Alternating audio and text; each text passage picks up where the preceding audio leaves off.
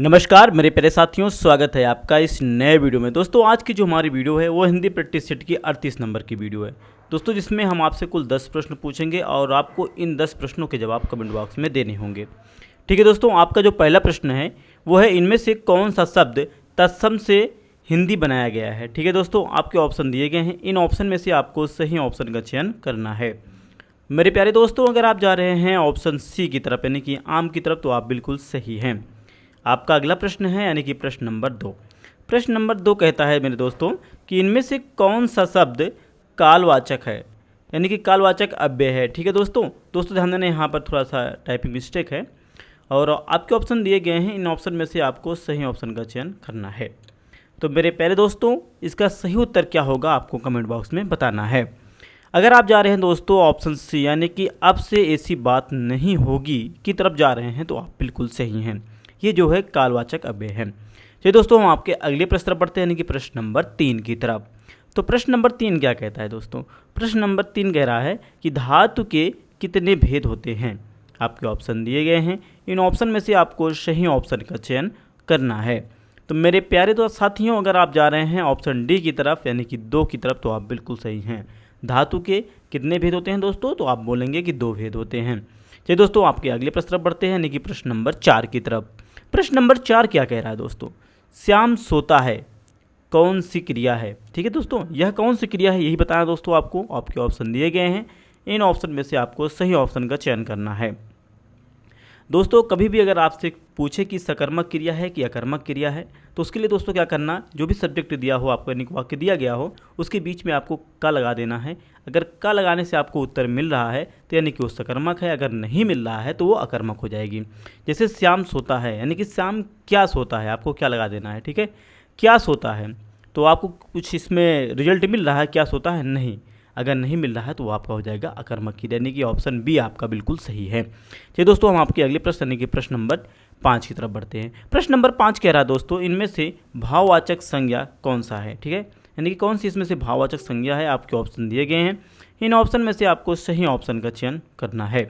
मेरे प्यारे साथियों, अगर आप जा रहे हैं ऑप्शन ए की तरफ यानी कि लंबाई की तरफ, तो आप बिल्कुल सही हैं। लंबाई जो है वो भाववाचक संज्ञा है। ठीक है दोस्तों, आपका अगला प्रश्न है यानी कि प्रश्न नंबर 6। प्रश्न नंबर 6 क्या कहता है? प्रश्न नंबर 6 कह रहा है इनमें से कौन सा जातवाचक संज्ञा से भाववाचक संज्ञा बनाया गया है। दोस्तों टाइपिंग मिस्टेक, तो कौन सा बनाया गया दोस्तों? आपके विकल्प दिए गए हैं, इन विकल्प में से आपको सही विकल्प का चुनाव करना है। तो मेरे प्यारे साथियों, अगर आप जा रहे हैं ऑप्शन डी की तरफ यानी कि बुढ़ापा की तरफ, तो आप बिल्कुल सही हैं। दोस्तों जो ये बनाया गया है, ये बूढ़ा शब्द से जो बूढ़ा है वो जातवाचक संज्ञा है। ठीक है, और उसमें पा जोड़ दिया गया है, उसे भाववाचक बनाया गया है, यानी कि बुढ़ापा जो है आपका भाववाचक हो जाएगा। चलिए दोस्तों, हम आपके अगले प्रश्न यानी कि प्रश्न नंबर 7 की तरफ चलते हैं और देखते हैं कि प्रश्न नंबर 7 क्या कह रहा है। प्रश्न नंबर 7 कह रहा है दोस्तों, सर्वनाम के कितने भेद होते हैं। आपके ऑप्शन दिए गए हैं, इन ऑप्शन में से आपको सही ऑप्शन का चयन करना है। तो मेरे प्यारे साथियों, अगर आप जा रहे हैं ऑप्शन ए की तरफ यानी कि 11 की तरफ, तो आप बिल्कुल सही हैं। दोस्तों सर्वनाम के 11 भेद होते हैं। ठीक है दोस्तों, आपके अगला प्रश्न है यानी कि प्रश्न नंबर 8। प्रश्न नंबर 8 क्या कह रहा है? प्रश्न नंबर 8 कह रहा है इनमें से कौन सा शब्द समूहवाचक संज्ञा है। ठीक है, जो समूह को दर्शाता हो वो समूहवाचक संज्ञा कौन सी है। आपके ऑप्शन दिए गए हैं दोस्तों, इन ऑप्शन में से आपको सही ऑप्शन का चयन करना है। तो मेरे प्यारे साथियों, अगर आप जा रहे हैं ऑप्शन सी यानी कि सभा की तरफ, तो आप बिल्कुल सही हैं। ठीक है दोस्तों, सभा जो है आपका समूहवाचक संज्ञा है। ठीक है दोस्तों, आपका अगला प्रश्न यानी कि प्रश्न नंबर 9 है। प्रश्न नंबर 9 क्या कह रहा है दोस्तों? ध्यान दीजिएगा, प्रश्न नंबर 9 कह रहा है इनमें से कौन सी शब्द यानी कि कौन सा शब्द कर्म कारक है। ठीक है दोस्तों, आपको बताना है कि कर्म कारक कौन सा शब्द है। ठीक है, आपके ऑप्शन दिए गए हैं, इन ऑप्शन में से आपको सही ऑप्शन का चयन करना है।